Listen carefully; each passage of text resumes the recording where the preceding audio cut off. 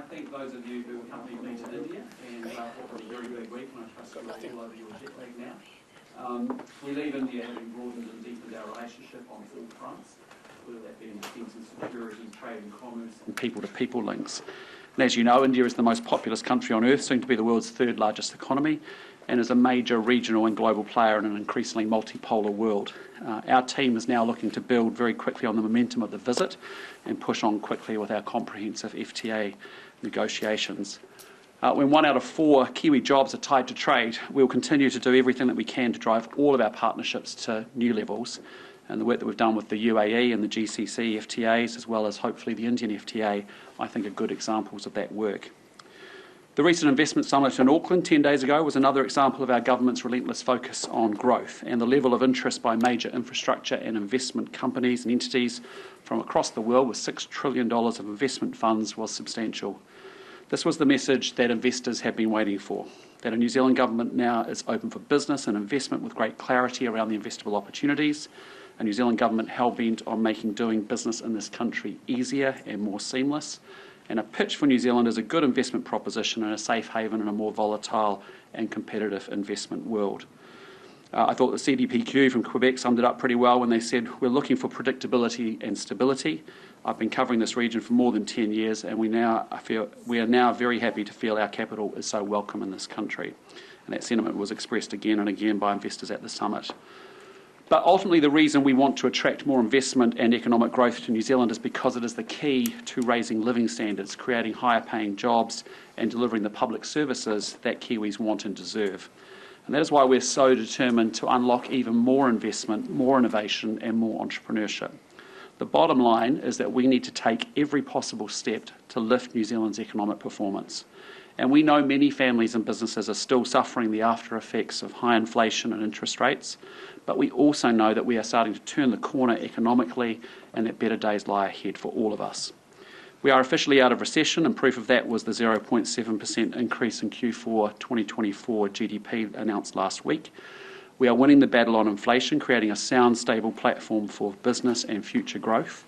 2 years ago, inflation was 7.1%, and right now it's at 2.2%. And most importantly, wages have been growing faster than inflation for the last 5 quarters, putting more money into Kiwis' back pockets. Interest rates continue to fall. Retail rates have fallen steadily as the OCR has dropped from its peak of 5.5% to 3.75%. And economists expect further rounds of cuts in both May and April and May. Business confidence is around its highest level in a decade, farmer confidence is breaking records, and the forward outlook for dairy, red meat and wool is really encouraging. Annual tourism expenditure was up 23% last year, and services and manufacturing activity have also returned to growth after extended periods of contraction. Even though we are turning the corner and we're on the right track, it's still tough for some Kiwis, and it's important that we keep the foot firmly on the growth pedal. And there's no way that we will maximise the massive opportunities from international trade and investment if we don't unleash growth here at home. Travel around the country and you'll see examples every week of growth and opportunity being blocked by busybodies weaponising the Resource Management Act. The RMA has enabled a cottage industry of lawyers and consultants drafting thousands of pages of papers and reports, all designed to block new roads, new wind farms, new apartments in our central cities and farming in rural New Zealand. It's the culture of no that I spoke about earlier in the year brought to life. Kiwis are sick of it, I'm sick of it, we're all sick of it, and now we're taking action to completely dismantle and scrap the RMA and replace it with fresh legislation that just lets Kiwis get on with it. Today I'm pleased to announce that Cabinet has agreed to the high-level design of that replacement, and with that I want to hand you over to RMA Reform Minister Chris Bishop and also Simon Court to take you through more of the details. Chris. Thank you, Prime Minister. The RMA is broken and everyone knows it. It makes it too hard to build the infrastructure and houses New Zealand desperately needs, too hard to use our abundant natural resources, and hasn't resulted in better management of our natural environment. Whether it's aquaculture off the coast of the South Island or a new green building replacing a heritage gravel pit next to a train station in the centre of our biggest city, the RMA has obstructed growth instead of enabling it. This government says enough is enough. When we came into government, we repealed Labor's botched reforms. We subsequently made a series of quick and targeted amendments to provide relief. Last year, we passed the Fast Track Approvals Act to make it easier to deliver significant regional and national projects. We've now agreed as a Cabinet on the shape of the government's replacement legislation.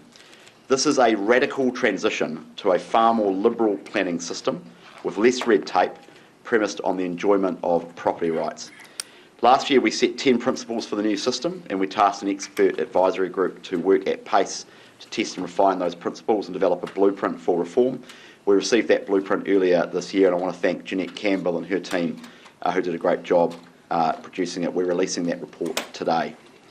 Cabinet has agreed that the blueprint provides a workable basis for the new resource management system, and we've agreed on a range of new features of the system adopted and adapted from the blueprint. The key features we've agreed include 2 new acts, a narrower scope, property rights at the core, simplified national direction, clear environmental limits, more standardisation, streamlined council plans including spatial planning, and stronger environmental compliance enforcement and monitoring. Common sense ideas like standardised zoning will be a key feature of the system. Right now, every individual council in New Zealand determines the technical rules of each of their zones. Across New Zealand, there are 1,175 different kinds of zones. In the entirety of Japan, which uses standardised zoning, there are 13. These are 1,175 different sets of technical zoning rules in a country the size of New Zealand. Our view is that is totally nuts. There is really no legitimate justification for the maximum building height in a residential zone to be 8 metres in Kapiti and 9 metres in Dunedin. There is really no justification for the people of Napier experiencing height in relation to boundary rules in relation to their residential zone of 3 metres and 45 degrees versus the people of Upper Hutt, where the rule is 4 metres and 60 degrees. Standardised zoning, which we've agreed to, makes up one part of our new system, but it gives you a sense of the level of ambition we are aiming for. There's some economic analysis done of the blueprint. It estimates a 45% saving in process costs compared to the RMA. The same analysis done on the last government's reforms estimated only a 7% saving. There's a lot of work still to do, including the work we have to do alongside councils, but we are committed to delivering these reforms as soon as possible to unlock the economic growth we need to make it easier for New Zealanders to get things done. Simon Court, my Under-Secretary, who's done a lot of work on this alongside me, is now going to make some remarks, and then happy to take your questions. Thank you, Minister. Thank you, Prime Minister. This is the RMA. That's what we're getting rid of. Minister Bishop's just given a really good outline of just what we're dealing with in terms of the RMA, how bad things are, and why wholesale replacement with a system based on property rights is vital. The RMA is akin to a gale force headwind, battling any attempts to develop anything anywhere. We need to develop homes, schools, hospitals, ports, wind farms, gas fields, and farms, of course. These are needed to deliver the quality of life that New Zealanders expect from living in a modern nation in the 21st century. Infrastructure is falling apart while our population has ballooned, and now we're jumping over unnecessary hurdles trying to catch up. It's 1.3 billion annually spent on consenting, according to the Infrastructure Commission. That's an astronomical waste of taxpayer funds. At a recent peak, around 40,000 consents were demanded in a year. Most of the stuff we've been doing for years. We know how to do earthworks. We know how to install a culvert under a road. We know how to build a wastewater treatment plant while protecting the environment. In the new system, by codifying best practice, in the terms of national standards, we'll bypass the need for most of these type of consents, and we will continue to protect the environment. The RMA provides for objectors to object to just about anything, anywhere, based on a concept of effects. It tangles progress in a web of process and absurd conditions. Our reforms are going to rationalise the system in a way that stops every Tom, Dick and Harry from objecting to things and weaponising the planning system to block progress. Under the RMA, currently there's no cost when decision makers might want to impose things like heritage controls or SNAs on people's private property. And that's why councils and busybodies keep doing more of this stuff. In the new system, instead, we're going to include a robust approach where compensation is found to be deserved for regulatory taking, where questionable restrictions are imposed on people's private property. The bar for people and organisations telling other people what they can and can't do with their land has been too low for too long. We're going to make it much higher. That is what the new system will do. Thank you. Over to you, Prime Minister. Well, thank you, Simon. Thank you, Chris, and congratulations on the work you've already done on RMA, and I love the speed by which you're wanting to move by getting the bill in the House by the end of the year. Can I just say before we go to questions, I'll be welcoming Papua New Guinea Prime Minister James Marape tomorrow in Wellington for formal talks. I look forward to talking with Prime Minister Marape again after our last conversations in Chogam in Tonga. In the House this week, we will be moving urgency to pass a range of legislation, including the remaining stages of bills in our Q1 plan. These are the Land Transport Drug Driving Amendment Bill, the Sentencing Reform Amendment Bill, and the Customer and Product Data Bill. With that, we're happy to take your questions. Sorry, Joe. You said that the two bills will be in play by the end of the year. When can we actually expect to see the stuff being passed and for there to be action in the retake? I'll let Chris talk to that, but the first reading in the bill this year. Yeah, so the aim is to have the Planning Act and the National Environment Act into the House, there'll be bills into the House by the end of the year. They go to Select Committee through 2026. We want them passed by the time of the next election. In 2027, councils start their new long-term plans. So the aim is to have the new system in place as the councils do their long-term plans in 2027. Allied to the new RMA system, we're also making a whole series of quite complicated changes to infrastructure funding and financing. Those are the decisions that Simon and I announced 2 or 3 weeks ago at Local Government New Zealand, and so those changes are really important that they happen at the same time. So 2027 as the new council plans is the aim. It's also worth noting that the last government had a 10-year transition, so we are moving really quickly. You know, we're 15 months into this time in government. We've essentially agreed on the shape of the new legislation. We'll be drafting it over the next few months and taking detailed policy decisions. Then it will be passed by the end of this time in this term of Parliament. And the only thing I'd add is that we also have our fast-track legislation which will continue so that we can actually expedite projects of national and regional significance as we've been doing. What Labor proposed was obviously 2 acts as well and the environmental limits too. Have you given any thought, or do you look back on this and think that there might have been a way to actually tinker with what Labor did rather than having to repeal the whole thing in the way that you had? Absolutely not. Labor's reforms were a disaster. They introduced wholly complicated new legal terms that were unknown to New Zealand law. They stuffed the legislation with a whole range of conflicting goals and objectives that made it impossible for anyone to negotiate the system. This RMA is 900 and whatever it is pages. The NBA, the National Built Environment Act that Labor passed, was longer than the RMA it was replacing in a system that was designed to be simpler.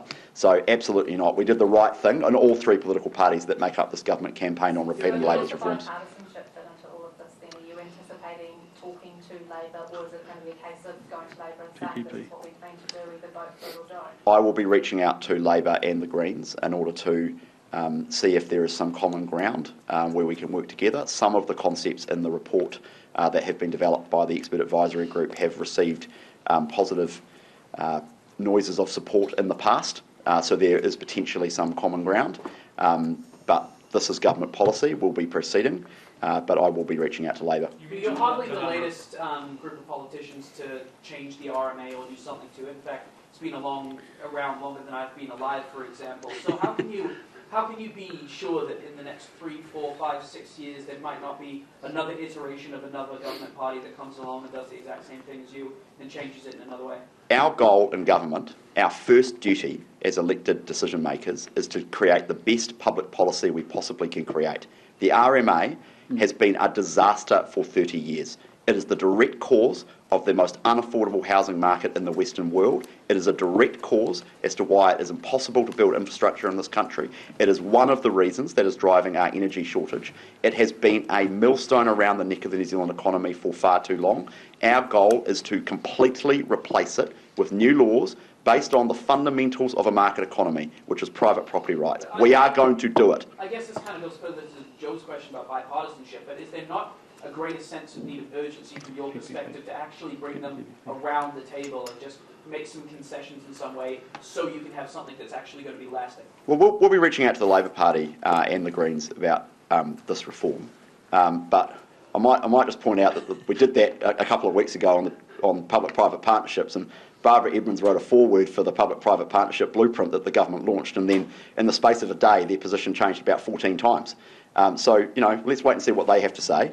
But at the moment, the signs aren't exactly promising. Did you give any consideration to bringing them in before this point, though? Because it gets to this point and you say, this is what we're going to do, and then you ask the bipartisanship, which is effectively saying, you need to agree to the thing that we've already decided on. I mean, I don't know why you're laughing, because that's true. If you're at this point, you're asking them to agree with what you have already chosen to do. I'm laughing because we are the elected government of the day. All three political parties campaigned on a mandate of scrapping the RMA and a new regime based on largely on the concepts that we have developed. So we are implementing that. We have the right to govern. We'll be putting legislation before the Parliament. That's not to say that there isn't room for some consultation and negotiation as we go through.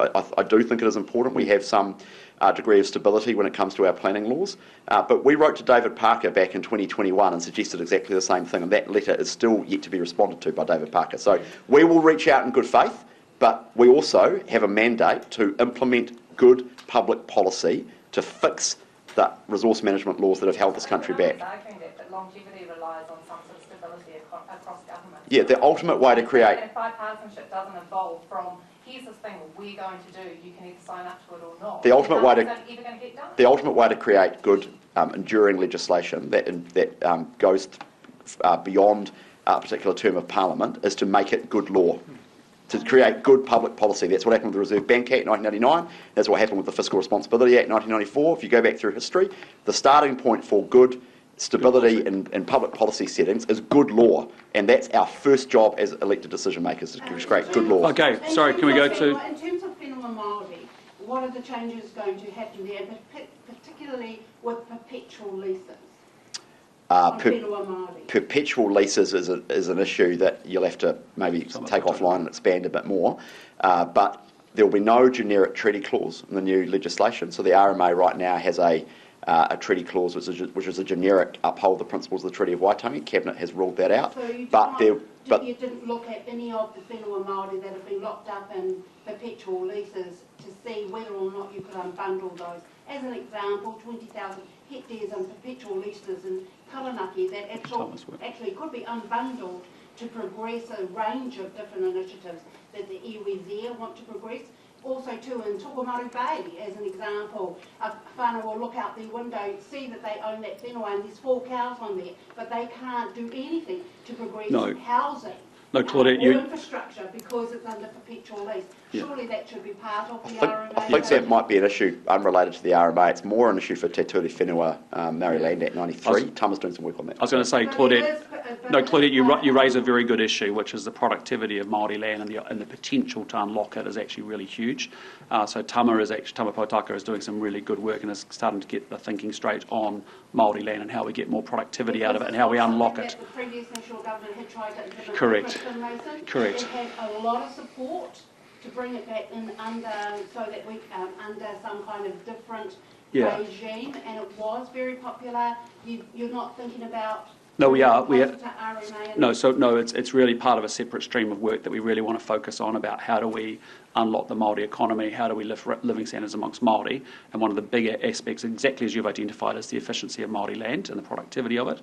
That's going to be led through a separate stream of work through that Tama Potaka's leading. And you're right, it builds on the work that was done before, but also other things, and we really hope we can get consensus on that. I know we tried in opposition to put that out as an idea as well, and it was turned down at that time by the Labour government. But it is right. I think there's a huge opportunity as you've identified. So we fully agree with you.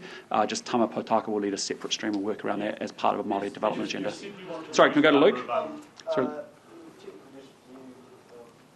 Chris Bishop Simon Court, that 1.3 billion cost per year, is that economic cost? Is that fees paid, or is that the financial cost of government handling consents? What was that? It comes from an Infrastructure Commission report in 2022.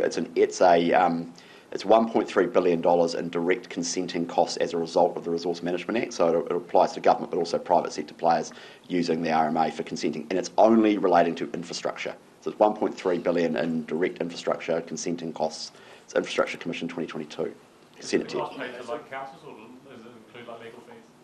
It will include legal fees, but It's essentially doubled, and the time's doubled. it's financial costs, yes. Yeah. And I think, Luke, the only thing I'd say is, that as I remember it, has actually doubled in a short period of time. The time has doubled to get a resource consent done.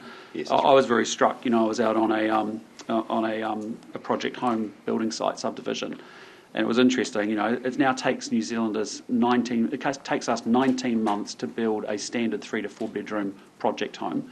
And that costs us 50% more than it does in Australia. And when you dig down into why is that the case, why should it cost, forget the land value, just the building costs associated with it, and the resource consents that are with it is huge. And it's the resource consenting time, it's the 14 different inspections from the council that are required through that build. When one of those inspectors does get sick, we're waiting 2 weeks, time is money, the resource consent has cost a lot, it's taking a long time, and it's adding a lot of cost to things. And that's why New Zealanders end up paying a lot for their housing. So it's a small example, but it's illustrative of what we see across the whole piece, whether it's infrastructure for wind farms or other things that we want to do as well. So we have to tackle it. How many land use zones will you end up with? Well, we're going to work our way through that. There was 1,175 in New Zealand, there's 13 in Japan. I'd like to get it down much closer to the 13. Well, let's just wait and see. We want to go through an iterative process with councils. It doesn't make any sense for Canterbury, for example, to have 221. And the land use zones will be set at a national level rather than a council. Why don't we let Simon talk to this? National government level, or Simon's done some work on this. We'll let Simon speak. Thank you, Minister Bishop. Prime Minister. So the concept of land use zones is that we essentially want to have a Lego box full of different land use zones that councils can pick and mix. Duplo. But the intention is, or Duplo, the Minister says, he's clearly been playing on the floor with Duplo recently. But the intention is that, look, councils are going to have to meet our objective of providing for 30 years of growth. That's housing and business and commercial land.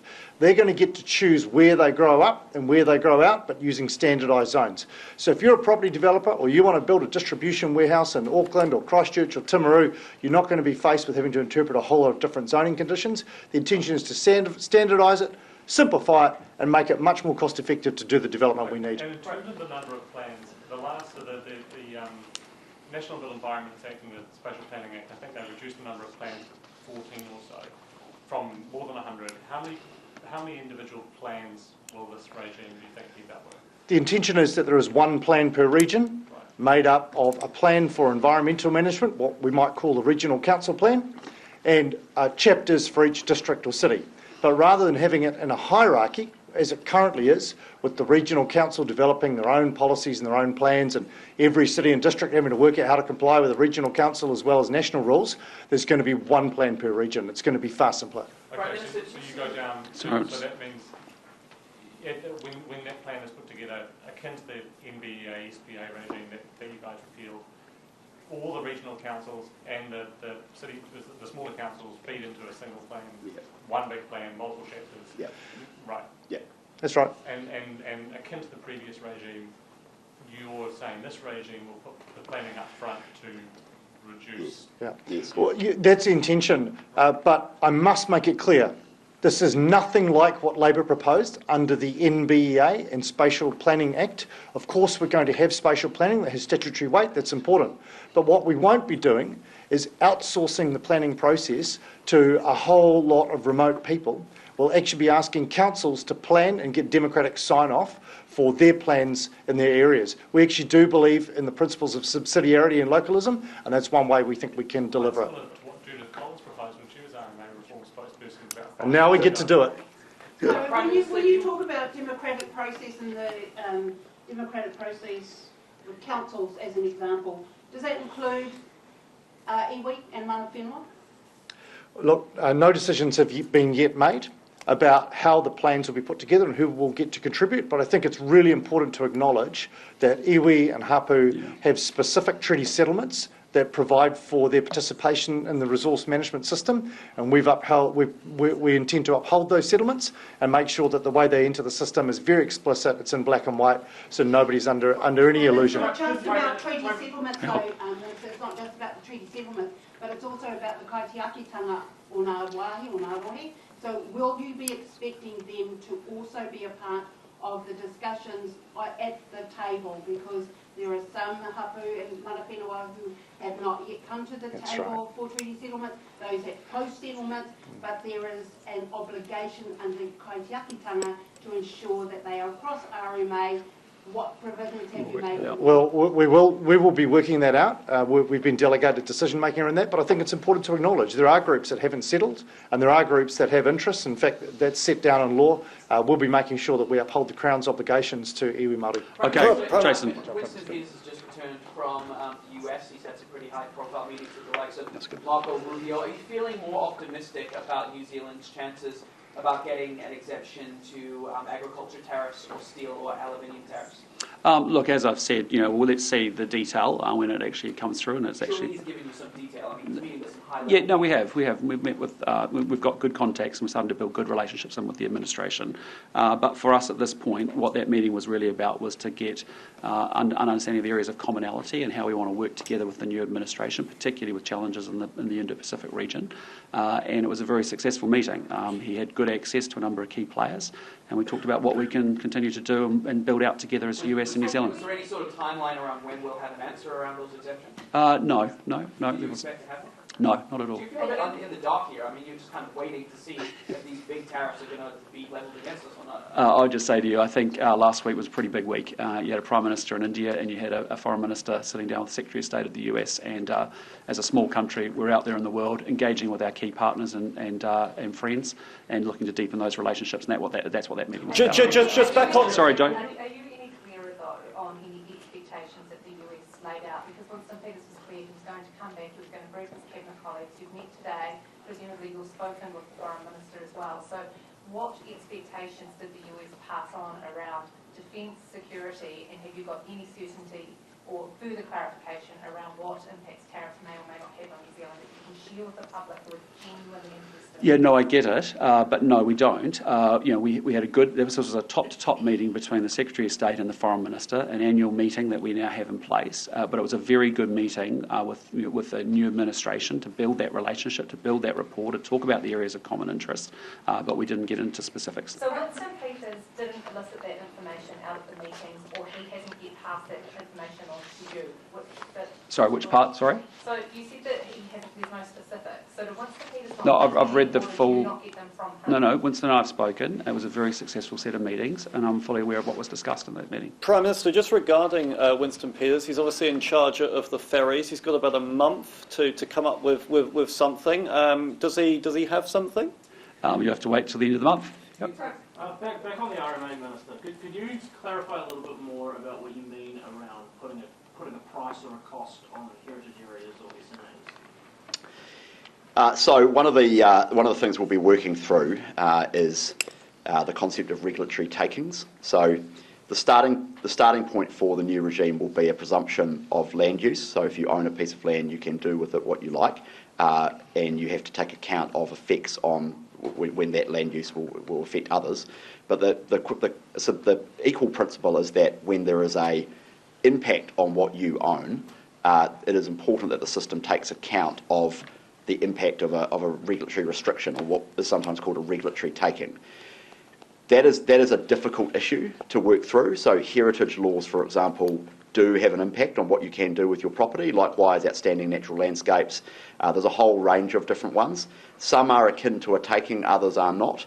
One of the things that Undersecretary Court and I will be working through over the next few weeks and months is exactly what will count as a regulatory taking that will be subject to compensation and what won't be. So I know that's a long-winded way of saying we're not quite sure yet, but the change is significant in the sense that the RMA at the moment does not have a particular presumption in favour of private property rights. The new laws will, and once you establish that from the start, then a whole range of other factors start to come into play around regulatory takings, which we'll work through.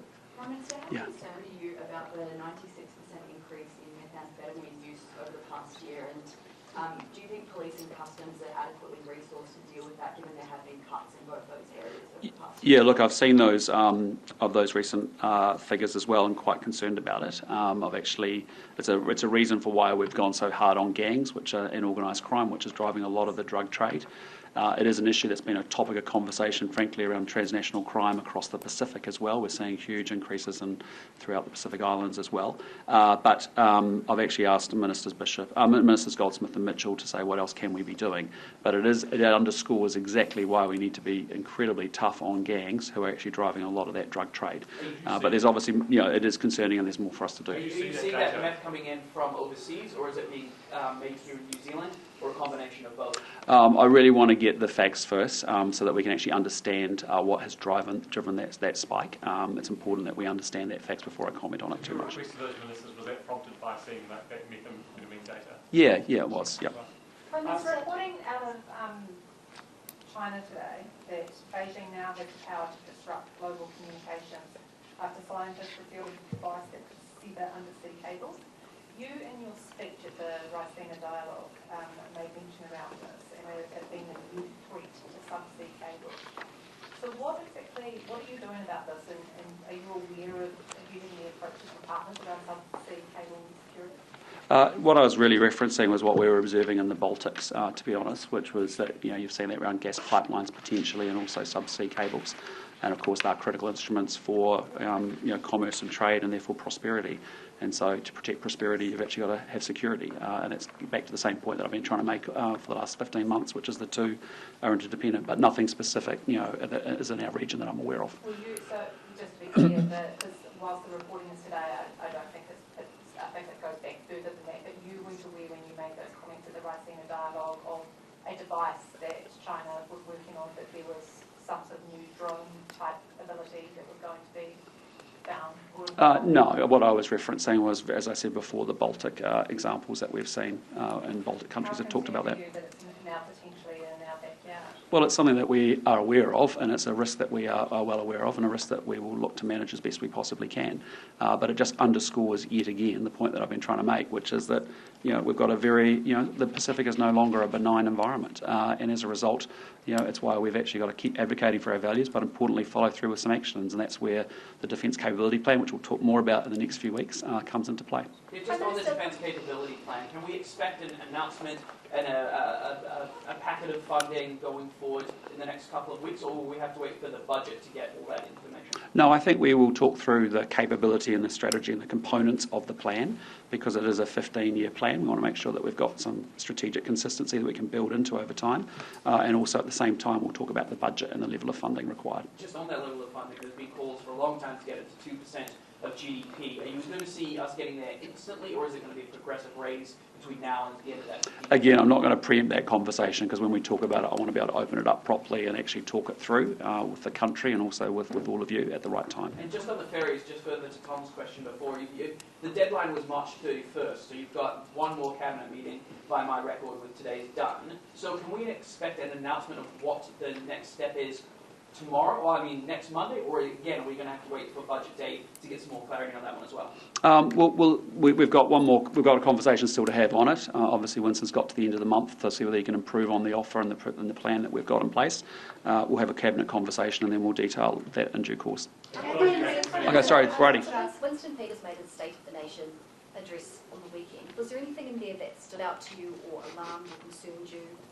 No, I thought he attacked Labor beautifully. I thought he stood up and advocated for why they should not be allowed to be back in government again, given the economic mismanagement that has caused so much pain and suffering for all New Zealanders. I thought that was outstanding. What would it mean for New Zealand's foreign policy to have a foreign minister who potentially wants to pull New Zealand out of the Paris Agreement? Well, again, the reality is that we are in Paris because it's in our national interest to do so. Farmers that I talk to up and down this country tell me very clearly, if we're not in Paris, what happens is large multinationals and also competitor countries kick New Zealand products off shelves. So we want farming pumping, we want the economy growing really hard, and it's in our national interest to make sure that we don't punish our farmers by withdrawing. That was a decision made by the coalition government, or parties in the coalition government, as to what individual party positions may be going into a 2026 election. That's for a party decision. But from a government point of view, it's in our interest, it's in our national interest to be very much part of it. And we've done so very pragmatically, I think, is the answer. You accused Labor of a litany of lies regarding Labor's statements about the 2023 preview. Do you agree that there was a litany of lies? Well, my argument's very clearly, having inherited the mess that we had to inherit and the things that we saw happening, it wasn't great. When you think about things like farm app programs, ferries, Dunedin Hospital, all underfunded, not money put aside. But basically, when you saw a huge increase in government spending in the way that we did, a huge ramp up in our debt in the way that it is, that now we've got nothing to show for that. That's quite different from lying about the preview, though. Sorry? That's quite different from lying about the preview. Like fiscal funding cliffs are different to what Winston Peters is alleging, which is... I think there could have been a lot more transparency, going into the election for sure. And I think what we didn't see was we saw a number of fiscal cliffs, we saw a number of projects underfunded, we saw a number of projects being poorly managed and then blowing out. We've inherited that mess, we're fixing it up. But I just... We're misleading about the GDP growth figures, which were Treasury's figures from preview. Yeah, what's the bigger issue is actually the 84% increase in government spending that led to domestic inflation, high interest rates, a recession, and therefore people losing their jobs. We lost complete economic formation and management, and that's why, as hard as it is for Kiwis right now, that's why this government's very focused on making sure we repair our books, we get the conditions right for growth, we clean up the ungodly mess that we inherited, and they shouldn't be trusted to run the economy again. I mean, it's quite outrageous what actually happened, and the pain and suffering and the slowness by which New Zealand has had to come out of that pain and deal with that as we worked our way through it. And so that leads to hard decisions, tough decisions, but good economic management is how you look after low and middle income working New Zealanders. Because if you don't, they end up feeling it with job losses. Sorry, I'll just go to Joe Claire and I'll come back. On the India trade deal, people movements, I've talked about, India talked about their things like education, visas. Do you anticipate there being a desire from the Indians to have a relaxation of, say, residency, being able to have more Indian family members, for example, come and reside in New Zealand as part of any trade deals? Look, I think there'll be a range of quite sensitive issues on both sides, frankly. And again, what I'm not going to do, though, is get into a conversation with media about those negotiations. I know that's not what you want to hear, but the reality for us is that we are really serious and fixated on actually getting an FTA agreement done and delivered. We want to argue for as hard as we possibly can to get the best deal we possibly can for New Zealanders and New Zealand. That's really important to me. And I'm frankly just not going to get into a conversation through media for negotiations that are yet to take place. Winston Peters has got involved in that conversation this morning by saying on Morning Report that he didn't think that we should give an incentive to the Indian community or any community that wants to immigrate here and say just because you're coming to work here or go to school here that you should be able to get residence here. He basically called order on it and said we shouldn't give that incentive to people. Yeah. So do you see a world where, as a coalition, you would be able to enter into an FTA with India that had any relaxation of residency when Winston Peters' made it clear it's not interested? Just before we enter into an FTA negotiation, we get a mandate from Cabinet, and so it's pretty clear for us as to we know what our mandate actually is. No, I disagree with that. I wouldn't represent those remarks in that way. What I would say to you is that we've got a series of sensitive issues. There'll be a number of them. It could well be labour mobility. It could well be dairy. It could be a range of other things as well. We will work our way through that. We have got ourselves to a very good point to be able to launch these FTA negotiations. They will be hard. They will be very difficult. They will be pretty tough negotiations. Have you spoken to him today about those comments this morning and whether that was him taking it off the table and whether that was... I'm very confident because the way our internal dynamic works of how we sign off on things before we commit to doing things. Yeah, I know, and we've been very clear with each other as we've gone into opening up FTA negotiations with India. We know there'll be a bunch of issues. It will be tough. It'll be hard, but we're going to go for it. Prime Minister. A couple of weeks ago, Minister Bishop Luxon had presented. Chief Lawyer Larry Morgan said that he was very clear to the investors that they don't actually need to come through the government or through the organisations, they can go straight to Māori. Are you supportive of investors going straight to iwi and iwi organisations rather than coming through the government ministries or whatever? Yes, absolutely. Yeah, absolutely. Yeah, I mean, that was one of the reasons why we invited Tuku and Jamie and Justin to the summit and Rukumoana Schaffhausen, who they gave excellent presentations. Were extremely impressive, and we had a number of pieces of feedback from the international investors who were there. And the government doesn't have to be involved. I'm a small government guy. If there's foreign money that wants to partner with iwi to use their whenua up and down the country to grow jobs and to economically develop particular parts of the country that doesn't involve the government, Well, as far as I'm concerned, that's fantastic. Get on with it. So do you expect then for the perpetual leases then to be done in this term, something to happen in the unbundling of that? Well, I would hope so, but Tom is... Get them to move faster? I'd hope so, but Tom is working away on that. But as you know, Claudette, Maori land law reform has had a difficult and vexed history, including under the last government and the last national government before that. But it is very important. Prime Minister, Okay, Tom, last question. Yeah, can I just ask you about the hunger striking prisoner, Dean Wycliffe? He's just been hospitalised. Is it of your opinion that he should be released? Look, it's an issue for the Minister and Corrections to manage and let them run through their process. Do you think it was appropriate what happened to him? Sorry, what way? Do you think it was appropriate? Well, again, I'm not going to preempt a corrections investigation that's underway. It's entirely appropriate that they look very carefully at it. We want them operating within the law. We want them to be respectful and carrying themselves well. But that's up to corrections to do that investigation before I start commenting on it without knowing the detail of it. There's some commentary while you're overseas that you're a wee bit tuckered out. A few events that you turned up too late, and a few things had to be cancelled. Are you feeling a little bit better now? Mate, I was full on. I think go talk to anybody about my intensity through that week. As you know, when you've been on tours with me, it was no different. Cool. Awesome team. Oh, sorry, Brodie, last one. Yep. For a colleague, are you concerned about gun crime in this country, and do you personally think the firearms registry has been beneficial since it was introduced? Yeah, look, we've got a review of the firearms registry up and running at the moment, and what we really want to make sure is that we continue to enhance public safety through that review, and so we'll have separate thinking on that when we do a full digestment of it. But what I just say to you, I am conscious there was a couple of gun instances, or more than a couple, I think 5 over the course of the weekend, and again, it's the reason why we've got warrantless search powers for illegal guns with gang members and firearm prohibition orders. That's really important if we're going to crack down on violent crime. We're making some good progress on that. We've got to continue to keep those rules in pretty tough places. So, there's two parts to it. One is, yes, we'll look at the firearms registry and make sure it's working effectively, but more importantly, that it's enhancing public safety. And what more could we do to do that? And then the second bit is keep really tough on gangs in particular and illegal guns. Okay.